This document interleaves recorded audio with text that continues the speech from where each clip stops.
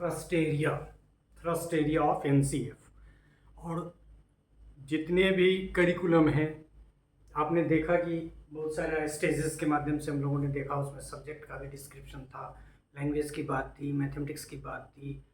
यहाँ उन विषयों के अतिरिक्त जो पिछले पाठ्यक्रम थे उसकी तुलना में थर्स्ट एरिया जो है उसमें कुछ चीज़ें हैं। एक तो आर्ट, पहले के स्कूल के करिकुलम में ये उतना फोकस नहीं था, क्योंकि ये थर्स्ट एरिया करके अलग से डाला हुआ है, आर्ट एंड फिजिकल एजुकेशन। एक पार्ट है, 4 पार्ट इसमें है, art and physical education.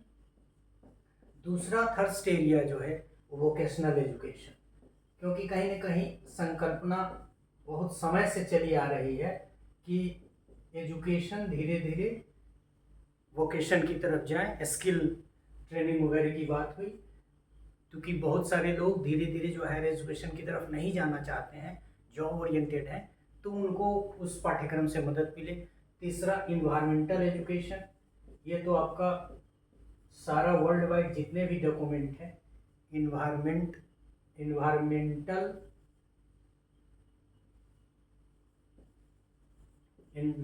Education की तरफ है।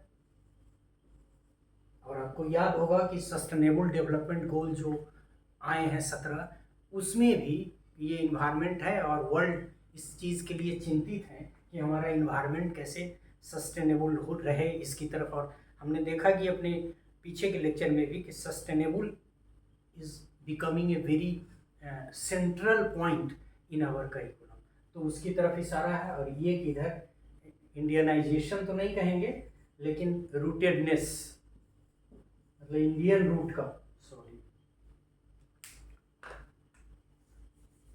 रूटेडनेस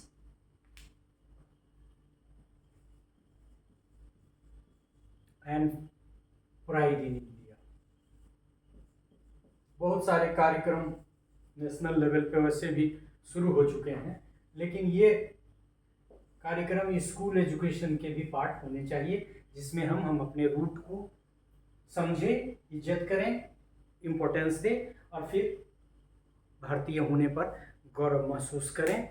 तो ये थर्स्ट एरिया जो है, other than the important aspect जिसमें लैंग्वेज था, मैथमेटिक्स था, एक्सेट्रा एक्सेट्रा था, के अलावा कि ये फोकस्ड एरिया है कि इस पर भी प्रमुखता से बात करनी है, करिकुलम में इसको भी प्रमुखता से स्थान देना है, जिसमें आर्ट एंड फिजिकल एजुकेशन, एक तो इधर जिसको हम लोग करिकुलर पहले एक्स्ट्रा करिकुलर मानते थे, वो इंटीग्रल पार्ट। फिर वोकेशनल एजुकेशन, धीरे धीरे कहा भी जाता है कि universalization of primary education, vocationalisation of secondary education, ये पुराना, बहुत पुराने समय से चला रहा है। और फिर जो हायर एजुकेशन उसको रिस्ट्रिक्ट करना, और फिर इन्वायरमेंटल एजुकेशन और rootedness in India. So there are 4 thrust areas that are highlighted in our document under the head thirst area of the summary of the NCF. So the thirst area of this NCF contains art and physical education, vocational education, environmental education, and rootedness and pride in India. These are 4 thirst area. Thank you.